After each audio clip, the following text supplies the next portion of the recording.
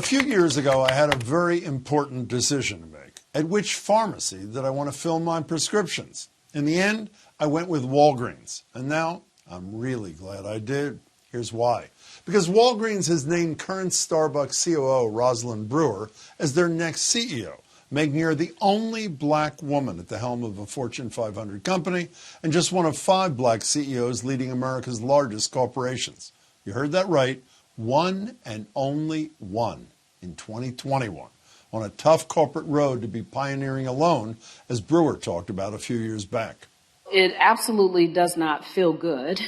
And I will tell you that it's actually quite lonely because every now and then you want to catch an eye or, have that conversation with that other person that you shared something similar in life with. Corporate America has always had a serious problem when it comes to recruiting, promoting, and developing a pipeline to top jobs for women, especially women of color. Since the deaths of George Floyd, Ahmaud Arbery, and Breonna Taylor sparked global protests, companies were quick to issue statements supporting the Black Lives Matter movement, and they vowed to do more to diversify their ranks. But 9 months later, there are plenty of statements, but not much concrete action.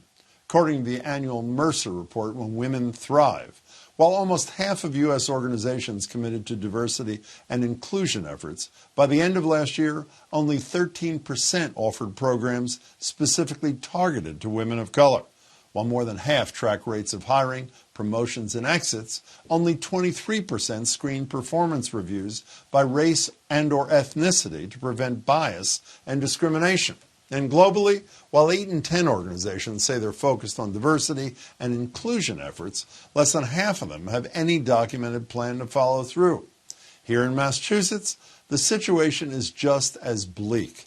The Boston Club's latest report shows more than 3/4 of the 100 largest public companies in the state have no women of color among their directors, and 87% don't have a single woman of color among their executive officers. 87%.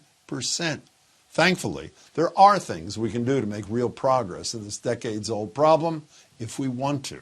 California offers a good example. Governor Gavin Newsom signed a law in September requiring publicly traded corporations headquartered in the state to appoint directors from marginalized communities to their boards.